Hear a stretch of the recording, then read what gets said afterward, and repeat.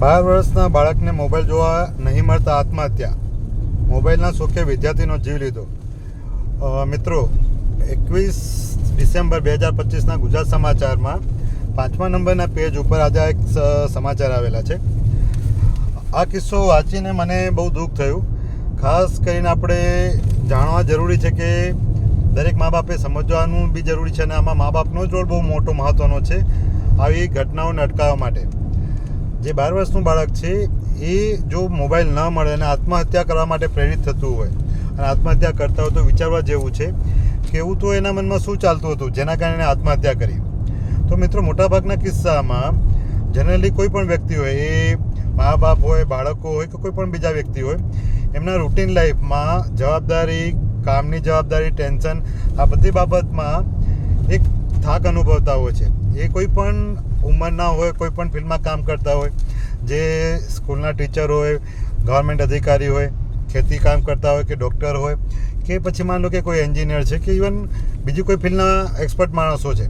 એવી રીતે બાળકો પણ એમના રૂટીન લાઈફમાં હોમવર્ક છે, ભણવાનું છે, ઘરનું નાનું મોટું કામ છે, આ કામ પછી એમને પોતાના માટે એક યોગ્ય સમય મળતો હોય છે અથવા મેળવવો જોઈએ અને એમને આપવો પડે, પ્રોવાઈડ કરવો પડે, જેનાથી એમના બ્રેઇનના હેપી હોર્મોન ડેવલપ થતા હોય છે.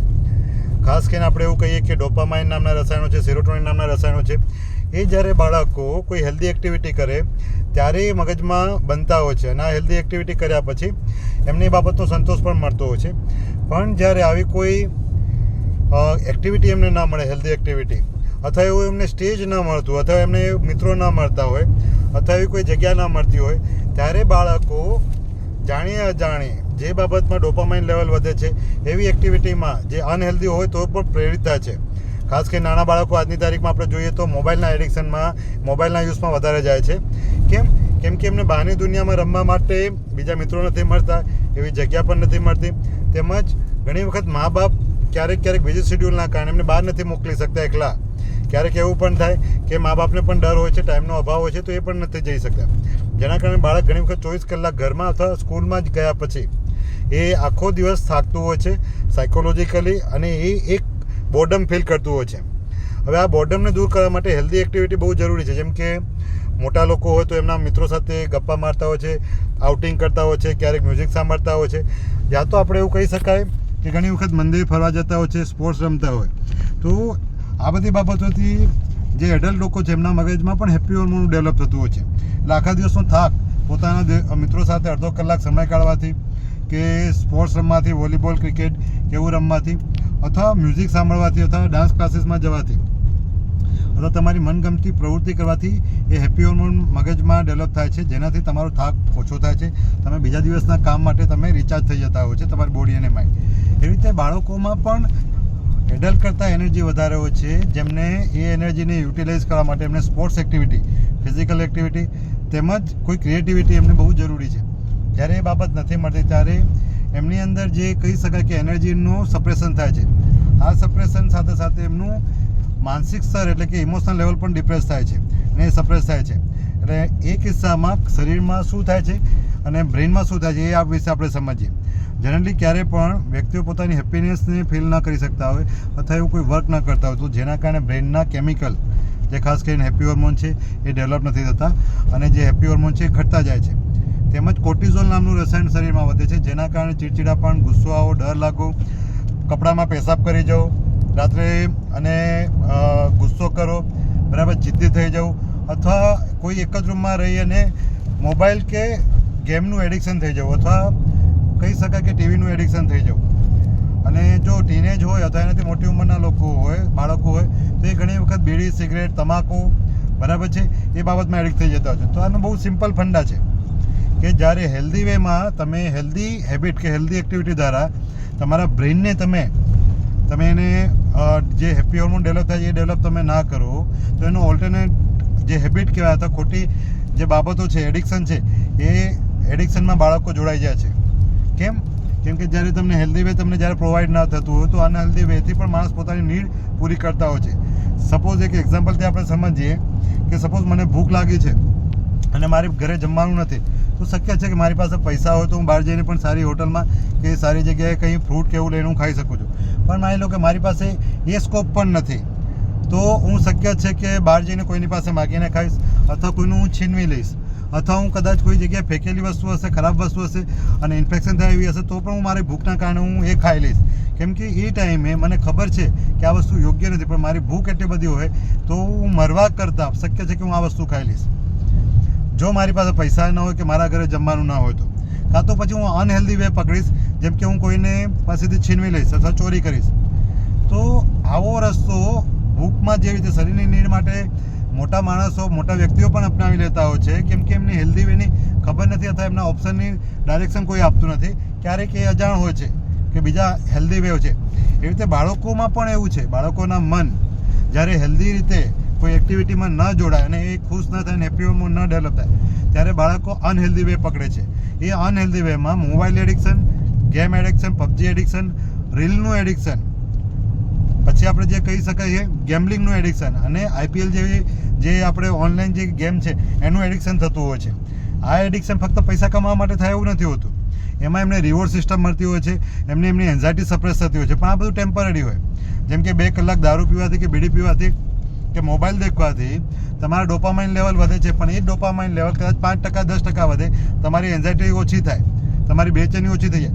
પણ જેવું એ તમે બંધ કરો એટલે પછી સીધા 80% ઘટી જતા હોય છે. આ 80% ઘટે એટલે ડિપ્રેશન, એન્ઝાયટી તરત વધી જાય. એને ફરી દબાવવા માટે, સપ્રેસ કરવા માટે ફરી આપણે એ જ ક્રિયા કરવી પડતી હોય છે. તો આ રિકરન્ટ જે હેબિટ પડી જાય છે એ એડિક્શન કહી શકાય છે. તો જ્યારે આવી નાની ઉંમરમાં જ્યારે આવું એડિક્શન થવા લાગે તો સમજવું કે બાળકોને ઇમોશનલી ઘણા ખાલી છે. એમને ઇમોશનલી જે હેપી હોર્મોન ડેવલપ થવા જોતા હોય છે એ નથી બનતા હોતા, જેના કારણે બાળકો પછી મોબાઈલના એડિક્ટ થઈ જાય છે. હવે આવા કિસ્સામાં મોબાઈલ લઈ લેવો અથવા મોબાઈલનો પાસવર્ડ ના આપવો એનાથી કોઈ ફાયદો થતો નથી. એનાથી ક્યારેક એવું થાય કે જે એમનું એડિક્શનમાં છે એમાં વિટ્રોલ સિમ્ટમ આવે, એટલે કે એમનું જે એન્ઝાયટીની છે, ગુસ્સો છે એ બહુ વધી જાય, કેમ કે એની સપ્લિમેન્ટરી તરીકે, એટલે કે એના ઓપ્શનમાં આપણે હેલ્ધી વે કંઈ પ્રોવાઈડ નથી કરતા. તો જો મિત્રો તમારા બાળકો મોબાઈલ, ઓનલાઈન ગેમ કે બીજું કોઈ એડિક્શનમાં જોડાયેલા હોય તો આવા બાળકોને તમે સોશિયલ ઇન્ટરેક્શન વધારાવો, તમે સાથે સમય કાઢો, એની સાથે હેલ્ધી કોમ્યુનિકેશન કરો, હેલ્ધી એક્ટિવિટી કરો, તેમજ એને સ્પોર્ટ્સ એક્ટિવિટીમાં જોડાવે. સ્પોર્ટ્સ એક્ટિવિટી એટલે મિકેનિકલ નહીં કે જેમ કે કોચિંગ ક્લાસમાં મૂકી દીધા, ત્યાં જઈને તું આ શીખ.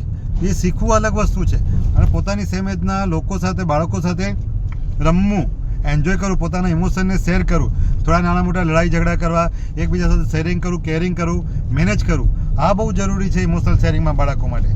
પણ ઘણી વખત લોકો એવું માનતા હોય છે કે મોબાઈલ એડિક્શનથી દૂર કરવા માટે મા બાપ ક્યારેક એવું માનતા કે આપણે હેલ્ધી એક્ટિવિટીમાં, એટલે ડાન્સ ક્લાસીસમાં મોકલી આપીએ, કરાટે ક્લાસીસમાં મોકલી આપીએ, તો આનાથી ડેફિનેટલી ફાયદો તો થાય છે.